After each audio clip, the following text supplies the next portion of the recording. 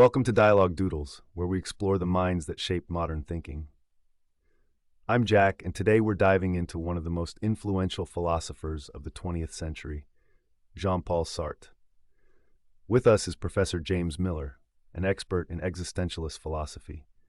James, welcome to the show. Thanks for having me, Jack.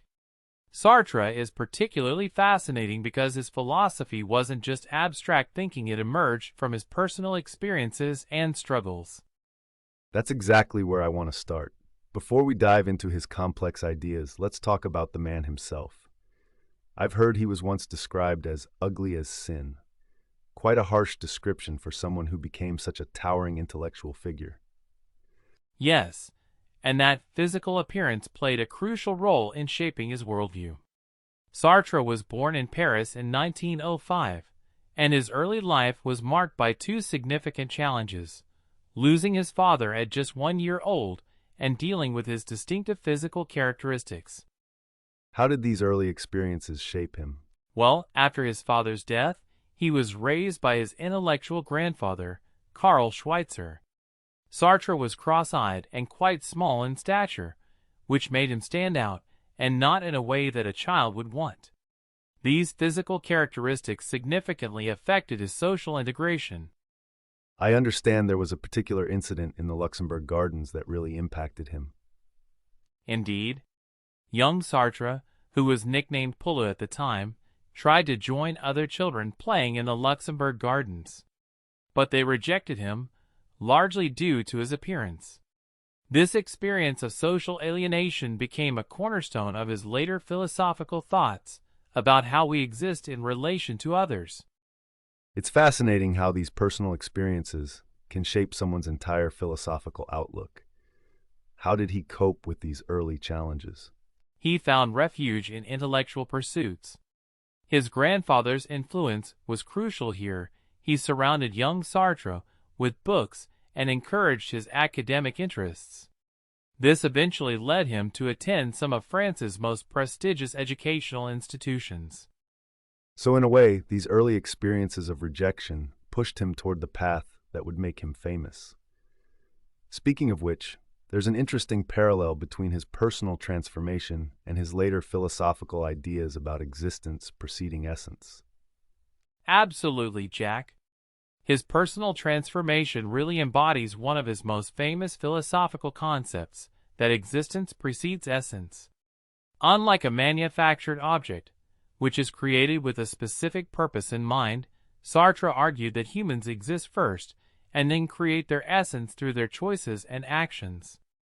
That's quite a revolutionary idea. Could you break that down for our listeners? What does it mean for existence to precede essence? Think of it this way: when a manufacturer makes a smartphone, its purpose and function are predetermined. But humans are born as blank slates. We aren't born with a predetermined purpose. Instead, we create ourselves through our choices and actions over time. Which leads us to another key concept of Sartre's, radical freedom. But isn't this kind of freedom actually terrifying? Exactly. Sartre famously said, "We are condemned to be free. Every moment of our lives, we're making choices that define who we are. Even choosing not to choose is itself a choice." This can create what Sartre called anguish, the vertigo of realizing the absolute responsibility we have for our own existence. You know, James, that reminds me of something we see a lot today. People overwhelmed by choices, even for simple things like choosing what to watch on Netflix. Would Sartre see this as a modern manifestation of that existential anguish? That's a brilliant modern parallel. And it leads us to another crucial Sartrean concept: bad faith, or self-deception. When people say things like "Netflix chose this for me," or "the algorithm recommended it," they're actually engaging in what Sartre would call bad faith, denying their own freedom and responsibility for their choices. Could you give us a classic example of bad faith from Sartre's work? The most famous example is the cafe waiter. Sartre describes a waiter who performs his role in an overly theatrical way, being too precise, too eager, too much like what he thinks a waiter should be. He's not being authentic. He's playing at being a waiter. That's fascinating, and it makes me think about how we all do this in various ways. Speaking of authenticity and performance, this brings us to one of Sartre's most famous observations. Hell is other people. What did he mean by that? Contrary to popular interpretation, it's not simply about disliking others. It's about how other people's consciousness of us affects our freedom and self-image. Their look, as Sartre called it, turns us from subjects into objects. And in today's world of social media, we're constantly under the look, aren't we? Exactly, Jack. Social media has amplified the look to an unprecedented degree. We're not just being observed by people in our immediate vicinity anymore, we're potentially under observation by millions of people at any moment. And those Instagram filters and carefully curated posts, would Sartre see these as modern forms of bad faith? Without a doubt. When we create these idealized versions of ourselves online, we're engaging in what Sartre would consider a double form of bad faith. First, we're denying our authentic selves, and second, we're trying to become fixed, determined objects, exactly what Sartre argued against with his concept of existence preceding essence.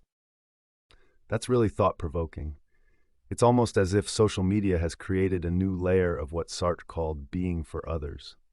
Yes, and it's more complex now because we're simultaneously the object being looked at and the subject doing the looking.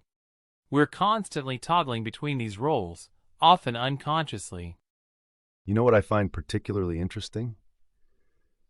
How Sartre's ideas about authenticity relate to current debates about identity and self-expression.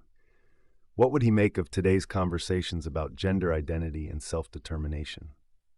That's a fascinating application of his thinking. Sartre would likely see these modern identity discussions as validating his core argument that we aren't predetermined essences. His concept that existence precedes essence aligns perfectly with the idea that individuals should have the freedom to define themselves. But with that freedom comes that responsibility you mentioned earlier, right? Precisely. Sartre would say that with the freedom to define ourselves comes the responsibility for those choices. It's not just about claiming an identity. It's about living it authentically and accepting the full weight of that choice. Let's talk about anxiety for a moment. Many people today are dealing with choice paralysis or decision anxiety. How might Sartre's ideas help us understand or cope with this? Sartre would say that this anxiety is actually a sign of our awareness of our freedom. He believed that anxiety in the face of choice is more authentic than false certainty. The key is not to eliminate the anxiety, but to embrace it as evidence of our freedom. So in a way, feeling anxious about our choices is actually a healthy sign. Yes, though Sartre would add that the goal isn't to remain paralyzed by this anxiety, but to act despite it, to make choices while fully aware of their weight and implications. That's what he would consider authentic living. This brings us to something practical for our listeners. How can people apply Sartre's ideas to live more authentic lives in today's world? There are several practical ways to apply Sartre's philosophy in daily life. First, recognize that every moment contains choices, even if they seem small or insignificant. Being mindful of these choices is the first step toward authentic living. Could you give our listeners some concrete examples? Take your morning routine. Instead of saying, "I have to check my email first thing," recognize that this is a choice. You're choosing to prioritize work communication over other possible activities. Sartre would encourage us to own these decisions rather than pretending they're obligations. That's interesting. So it's not about making different choices necessarily, but about acknowledging our agency in making them. Exactly.